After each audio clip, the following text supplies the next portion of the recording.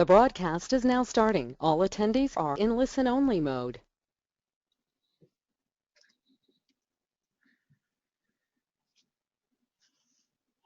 Well, good afternoon. This is Josh Hunsinger with the Placer County Agriculture Department. I want to welcome you to the fifth in our series of Deputy and Commissioner oral exam preparation webinars, whatever we're calling them. Again, this series is designed to help you to prepare for your oral exams, but more importantly, to provide you with fundamental kind of foundational based knowledge that anybody, working in the higher areas of our profession should know themselves. So again, I thank you for your participation to date. We've had really good participation in all these webinars. Do want to let you know this one, just like all the others, will be available, posted just as soon as we can on our the YouTube page for CACASA that I set up. If you just Google CACASA training on YouTube, or actually YouTube search it, excuse me, you'll find all the videos posted there.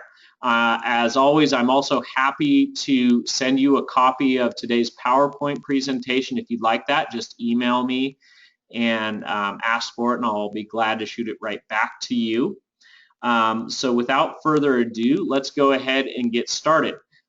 Today's presentation, as hopefully you see on your screen, is an assessment or an overview of mill assessment or mill tax, and it will be presented by Susan McCarthy, who's the Product Compliance Branch Chief for the Department of Pesticide Regulation. Also joining Susan today is Paul Curtis, who's a Senior Managing Auditor for DPR with the Product Compliance Branch. And just to give you a little more background, the same presentation was given to to CACASA at our winter conference and was very well received. So I've had the pleasure of already seeing this presentation, and I think you'll really learn a lot from it. So without further ado, I'm going to turn it over to Susan. Also, if you have questions, please type them out in the questions area of your screen, and we will I'll read them off and we'll answer them following Susan's presentation. So thanks again for joining us today, and I'll turn it over to Susan. Oh, hi. Thank you, Josh. I appreciate the opportunity to give this overview. One thing Josh didn't tell you is that I'm a newbie here at the Product Compliance Branch. I've actually been here 2 months and was out on vacation in November, so it feels like I've been here maybe a month.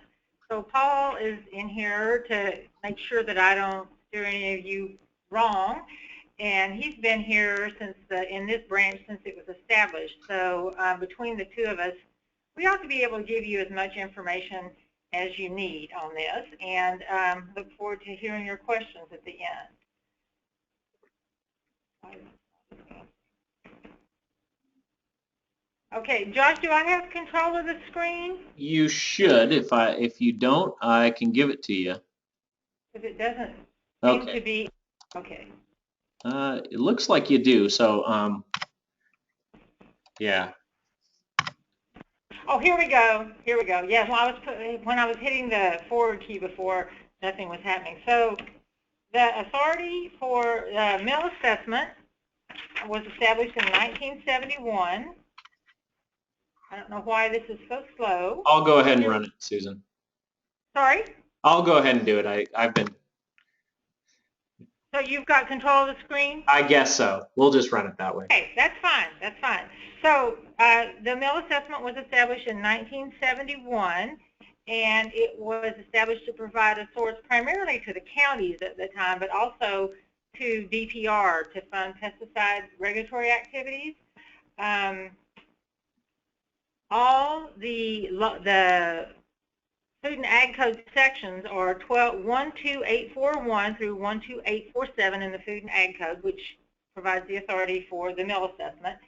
And then the Senate Bill 825 set up the initial assessment at 6 mills, and 5/8 of that total, which is important to remember because partway through this process between 1971 and today, it's changed quite a bit as how much goes to the counties versus how much comes to the state.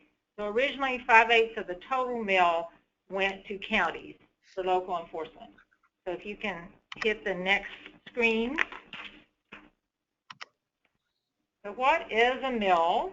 It's equivalent to 1/10 of 1 cent of pesticide sales, and it's levied on each dollar of the first sale of a pesticide into or within California, and that's to make sure that we get people who are actually manufacturing or formulating pesticides within the state of California, as well as those that are sold into California. So Susan, just to clarify there, it could be a manufacturer, a distributor, or a retailer who is making that first sale? That's true. Yes. And it doesn't apply to pesticides that just move through the state. So if somebody is shipping into the state and just holding it in a warehouse prior to shipping it elsewhere, and it's not going to be used in the state, the mill tax does not apply to those pesticides. Okay, next slide, please. So this one gives you a little overview of the mill assessment over the years since it's been established. So as I mentioned already, back in 1971, it was originally 6 mills, and of that, the counties received 5/8 of that total. And then over the years, you can see that not only has the amount of the mill itself increased, but the amount that goes to the counties has also increased. So the absolute amount has gone to the that goes to the counties has increased. Originally in 71, counties got 62% of the total mill. These days they get 36% of the total mill, but it's still a lot more money because, as you'll see a little bit later, the mill has also increased quite a bit. In 2004, there was legislation that allowed DPR to set the mill rate via regulation, and it can go as high as 21 mills, which is what it's set at currently. And there's no longer a sunset clause on the mill. That was also removed in 2004. And also at that time, there was legislation which allowed the department to increase their licensing and registration fees to cover those particular activities of the department. So, as I mentioned, the mill is due on the first sale of a pesticide into or within California, and that applies to anything that meets the definition of a pesticide. We also have to mail out the request for payment, and this slide shows you how many people we have currently that participate in the program, and it is a self-assessment system. Companies are expected to report their own sales. That Paul's group is out there to make sure that they're accurate in what they do, because they go out and audit. How many audits do you do a year, Paul? Well, we perform about 30. So they travel all throughout the United States and audit pesticide companies to make sure that they are accurately reporting and paying their assessment, and we bring in quite a bit of money from that sometimes. Anywhere from 500,000 to $1 million. So yeah, so the auditors bring in from anywhere from $500,000 to $1 million a year, going out and catching mistakes people have made. And so we're trying to make sure everybody's paying what they're supposed to, because it's only fair to the other companies that are accurately reporting that we're making sure that everybody reports, and it also helps ensure our financial stability and the counties as well. Hey, Susan, Paul is a little hard to hear. Would you please ask him to speak up with just a hair when he... Further away from the phone from me, so we'll make sure he gets over here closer now. Thank you. So I was repeating what he had said about where they audit about 30 companies a year, and they bring in anywhere from $500,000 to $1 million in extra assessments and also fines that companies have to pay. Thank you. Okay. All right, so we can move on to the next slide, which shows the mill assessment distribution cycle as it compares to the workload in the counties. So county workloads are based on the fiscal year, so July 1 through June 30th. The mill collection, just to complicate matters, and I'm not quite sure it was set up why it was set up this way, but it starts in March 1 and runs through February of the next year. So this rather complicated looking slide shows you how these two connect with each other. And so the money that the counties get, well, it's based on a lot of things, but part of it is based on the workload, and it's based on the workload of the previous year that's reported to the department. So you're paid for work 9 months in arrears because of the way the two systems work together. Okay, so the next slide just says the same thing that I pretty much said while we were looking at the schematic, and it's the distribution is based on the Pesticide Regulatory Activities Monthly Report. Okay, so this slide tells you where the authority comes from, and then how the mill assessment is divvied up among the counties. So the division among the counties is something that the counties agreed on when this, well, I'm not quite sure when they made that agreement, but I know that they are looking, the counties are now looking at taking, redesigning the way the assessment is divvied up among the counties. I have no idea where that will go. I will tell you how it works right now. So according to California Code of Regulations, for 6391, we have to give the money to the counties by April 1st, and we can't exceed the costs that are incurred by the individual counties. Then 6393 is where the complications start.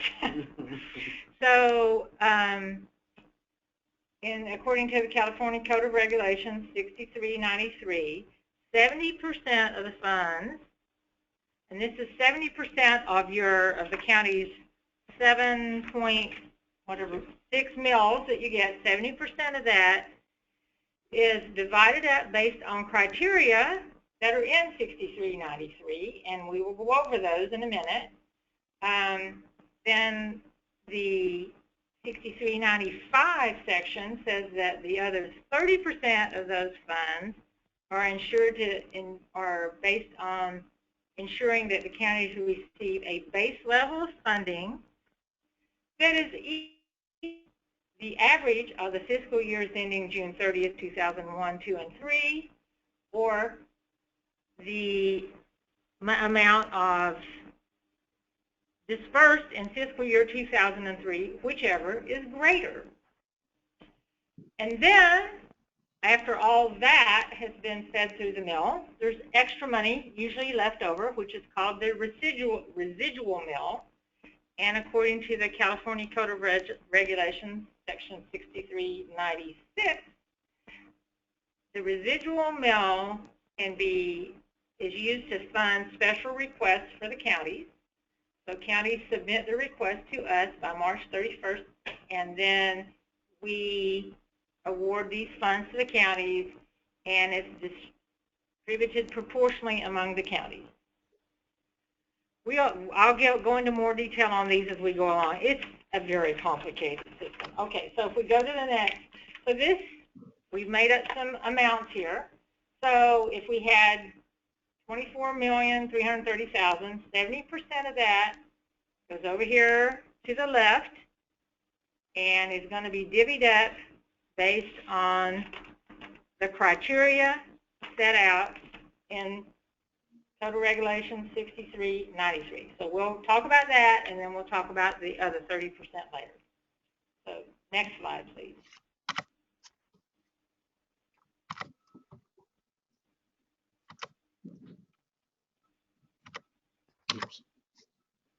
So this just is an overview of the two sections that tell how that 70% is allocated.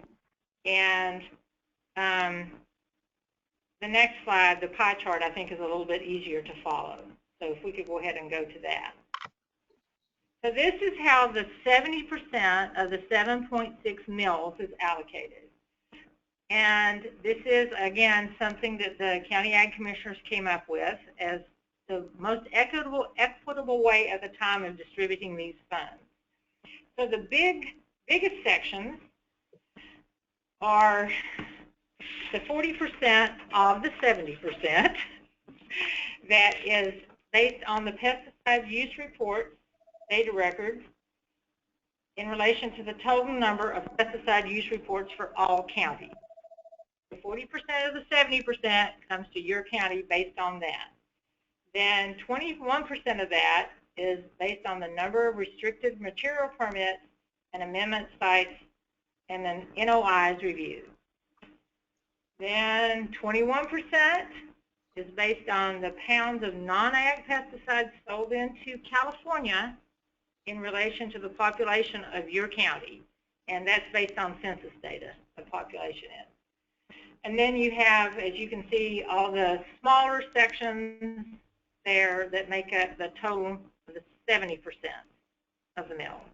And we have all this in an enormous spreadsheet here in the department that factors in all these calculations and determines the amount that's paid to each county.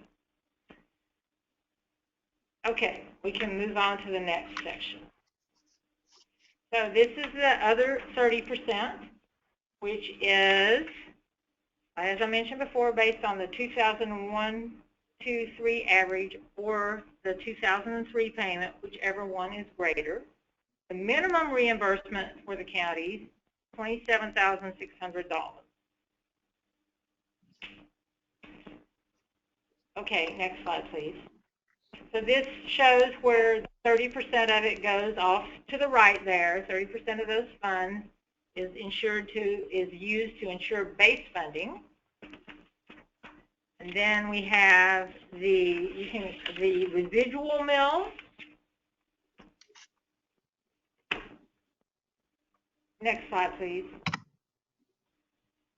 So this is a list of the 2015 projects that were funded through the residual mill.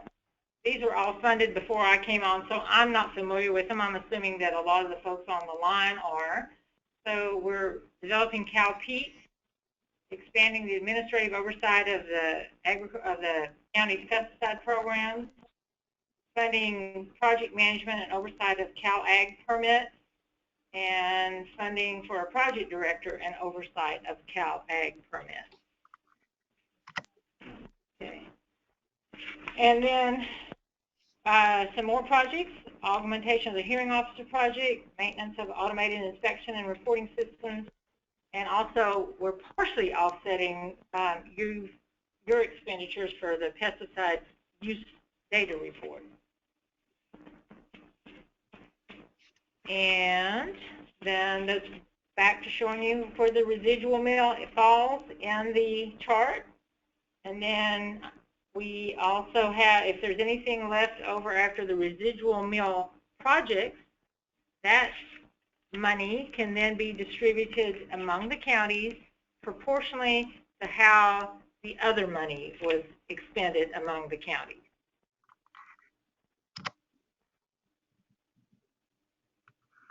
So in the past, it's been about 18% above the base of 2004. The small county base set by the mill subcommittee last year was $74,000.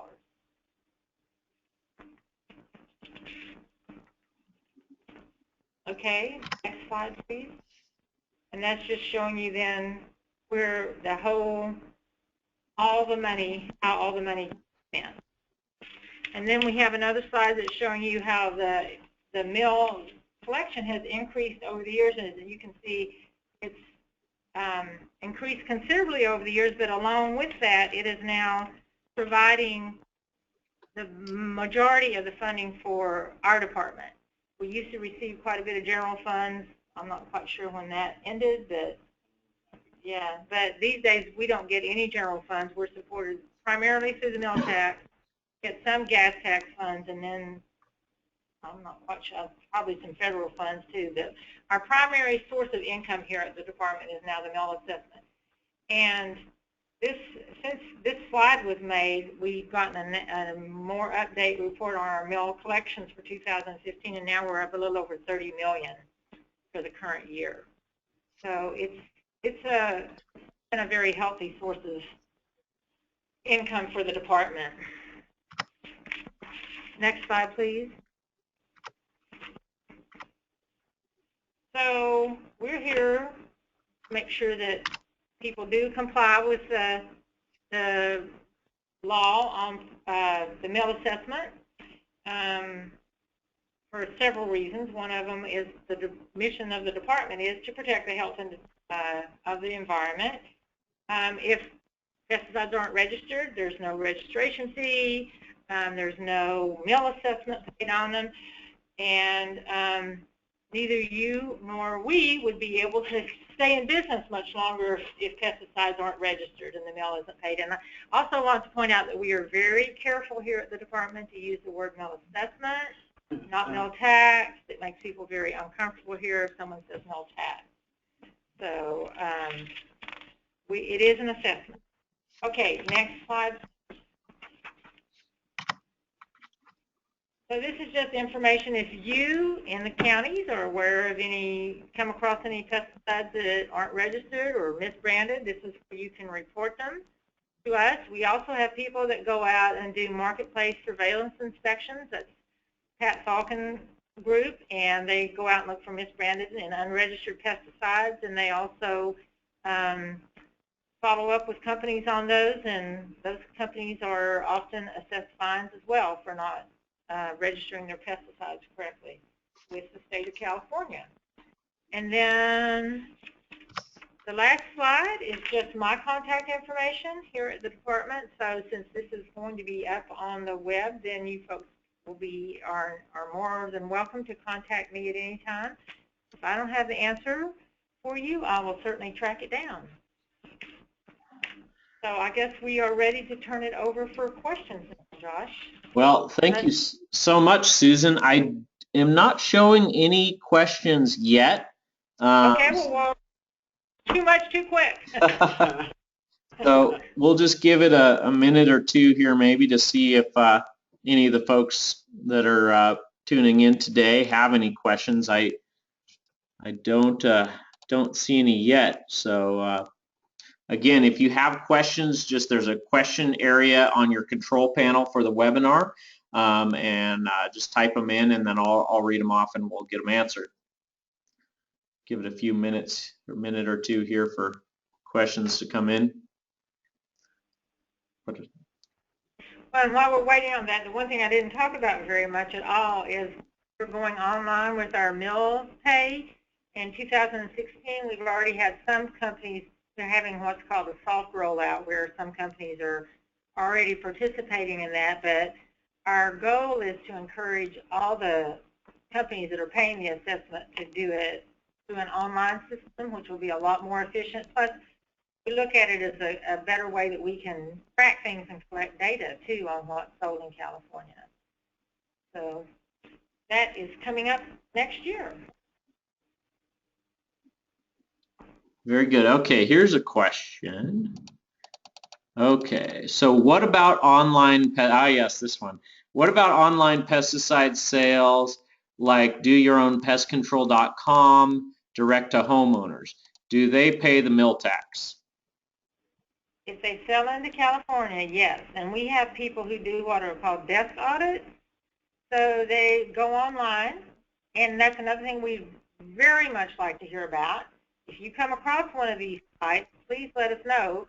We do have people checking on them regularly, but of course we could miss things. And actually one of the things that is not has to do with the mill assessment so much as, but it is a online pesticide related question, is with the second generation rodenticides. We're just looking into that because California made them restricted use, but US EPA did not. It's limited the container size. So now people are apparently going on Amazon and sites like that and ordering these rodenticides which should not be sold into California, but they are. So we welcome any tips that you can come across as far as internet sales that you think we need to follow up on, because yes, they are supposed to pay the assessment. So Susan, it's safe to say that DPR is actively doing surveillance on online internet sales to make sure that they're registered and the mill assessment is paid and they're legal for California. That's right. Like I said, I mean, if anybody comes across something they think that we need to be aware of, no, send us an email. I mean, chances are we might have already found it, but chances are we might not have, because as you know, the internet is a wide open place to do business. So we really, would like to hear about it if anybody comes across something like that. But yes, we do a lot of work on that too. Yeah. Well, thank you. That is the only question that we have so far. Let's give it 1 more minute. I think that was the one we could all easily anticipate, and I appreciate someone asking it for sure. But give it 1 more minute here for anyone else to have a chance before we end the webinar here. So, okay, I think here's another question. Okay, so we do have another question. The top 3 or 5 counties that received the most dollars. Are you able to answer that one at all, Susan?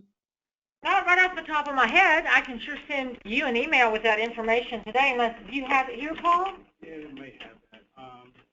I think, but we've got a spreadsheet, but as far as figuring out right off the top of our head who gets the most money, Just be hard. We can send it. I can send you that information. I don't have it. I mean, I just have to do a quick data sort and find it, but I don't have it right now. Yeah, I think the thing to remember is that DPR does publish, quite a bit of information on pesticide use. And given the formulas that you were provided today, you being the county staff that's participating in this call, Susan provided you with some really good formulas for how it's spread out, and combined with some of the research you can do on DPR's website regarding statewide pesticide use. I think it's fairly easy to guess who those would be based on pounds of product, and maybe that can be a little homework assignment for folks too. I mean, I think it's the big ag counties that have the highest pesticide use would probably be ones that I would be looking at. So I can tell you just by taking a quick who gets more than $1 million, because there's like 6 or 7 that do. That'd be great. I can tell you if you'd like to know that. Sure, let's do that. Okay, Fresno, not surprising. Kern, Los Angeles, Monterey, San Joaquin, Santa Claus, Tulare. Those are the ones that all get over $1 million in the mill. Perfect. Thank you, Susan. That I think is pretty well expected, I would say. Okay, now we got some questions coming in. Here we go. Okay. So let's see here. What would cause the county's mill allocation to increase or decrease? Well, can we go back to that pie chart? That's okay. Yes, go back to the pie chart. Obviously, if the whole overall mill assessment goes up, then everybody gets more money. Let me go back. So if you go back to the 70% pie chart, the one that had all that. So yes. So if there's some changes in your activities that you do, then that could cause your assessment the money that you receive through the assessments to increase. Because the 70% obviously covers the biggest chunk of money that you're going to get out of the mill. So if part of your pie here increases, then you would get more mill assessment money. Alternatively, if the ag commissioners get together and decide to redo this pie, Because this pie was was developed by ag commissioners. If the ag commissioners get together and redo the pie, that's going to change how the assessment is allocated among the county. Yeah. But currently it's in regulation, so it would have to go through the regulatory process, amendment process to change it. Yeah. Yeah, I think, as an individual county, just looking at it from the commissioner standpoint, the individual county ag department has almost no control over almost any of the factors that would influence your individual county allocation. I mean, the number of PUE inspections, you have influence over that as a county, but that's only 3% of the total payment. Everything else is based on population and the amount of farming activity, and therefore the amount of non-ag and ag pesticide sales in the county, which really you have no control over as the ag commissioner. Right, and like I said, to affect some what I would consider major changes in how the money is allocated would require the recommendation from the county ag commissioners, and then it would have to go through regulatory amendment process. Yep. Okay, next question. What about hydroponic stores and their sales? Is DPR looking into these retailers and preparing for the Medical Marijuana Regulation Safety Act implications that are on the horizon? And I'm paraphrasing a little bit. All right, this is Paul. Yes, we are looking at we will have the inspectors will be out looking at those products, and in addition to that, when we perform our audits, we'll also look at them highly. So I think it's safe to say that those pesticides are already required. Any pesticide sold in a hydroponic store, regardless of where the end use is actually occurring, are already required to be registered and mill assessment paid, etc. It just may more legitimize the end use rather than affect anything to do with the mill assessment. Correct? Right. And it's my understanding right now that there isn't anything registered for marijuana, and I think that's been a big issue too. Yeah, there's DPR Enforcement Letter 15-15 that I would encourage anyone who hasn't read it and its attachments to read, because that sheds a lot of light on this particular question. It's a very recent enforcement letter. Okay, can you explain Primer or Report 5 as it relates to the mill fee receipt and effectiveness of programs? Isn't the effectiveness of program work related to receiving more mill assessment monies? Do you and DPR want to give that a stab, or? Not really. I know that they have to file this report. I know there's discussion between the department and the counties on the report, and it's up to the director as to whether or not they accept the report. Yeah, beyond that, you want me to give it a stab? I'm sorry? You want me to give it a try? Please. Okay, so this is kind of a larger global view of our pesticide use enforcement activities, and I'll do my best, not pretending to be the world's expert on this, but it starts out with the relationship between DPR and the county, and that relationship primarily beginning with the local regional office, northern regional office, central regional office, southern regional office, and your enforcement branch liaisons and supervisors, and the enforcement work plan, which is set up between the county and agreed upon by both the county and DPR at the regional office level. So that work plan characterizes the individual county and what is unique about the particular pesticide use trends and characteristics of that county, as well as the staff. It takes into account the experience of the staff, how many staff are dedicated to pesticide use enforcement, and all of those good things. And so you come up with this enforcement work plan, used to be called a negotiated work plan. Some of you maybe think of it in those terms. And so the way Report 5 or the Primer, which are the same thing, I believe, factor into that is that Report 5 is the report which the counties submit on a monthly basis to DPR as the standardized way of reporting all pesticide use enforcement activities done by the county. And so that's the standard form used to report the work, and then that work is compiled and compared to the enforcement work plan to, I don't know if you'd say ensure or document that the county is abiding by that work plan and measuring up to it.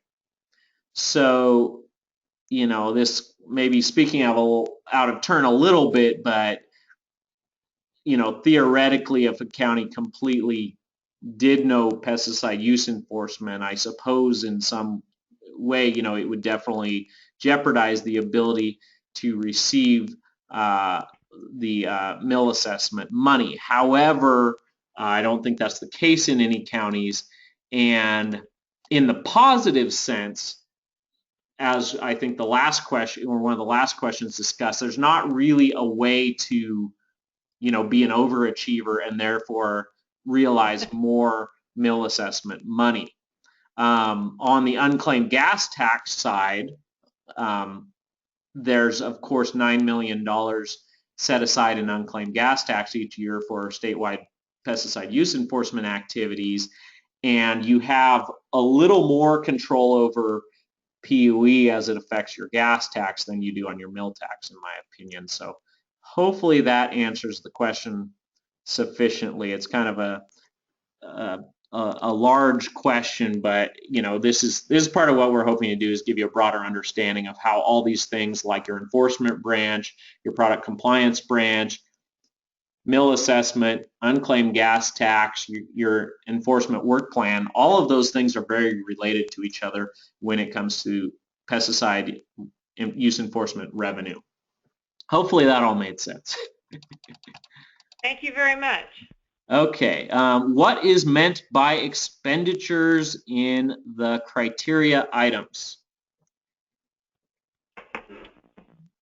Okay, so that's a 3% criteria on the pie chart. Right. Okay. Let me look and see what the code says, or the code of regulations. Hold on just a second. That may be in one of our slides. So is that one of the 6393 areas? So it's one of the 3%, and it's expenditures reported by each county for pesticide-related activities that are agreed upon by the director and the commissioners. So that would be part of your work plan, I would assume then. That's one of those 9 criteria items. It's in 6393B. And then it lists each criteria independently. So it's 6393B 1 through 9, and that is number 5 of those criteria. But do you have any specific examples, Susan, of an expenditure that would qualify? No, I don't. Or is it just PUE expenditures according to the work plan as a proportion of total statewide expenditures for PUE? I'm assuming that's what it is. It's what the, you know, I'm just going by what the Code of Regulations says. It says the pesticide-related activities expenditures. So for all of you on the webinar, that would be a good thing to go back and stump your commissioner with and have them. It was they're the ones that came up with this after all. Okay, well that's the last question I have right now.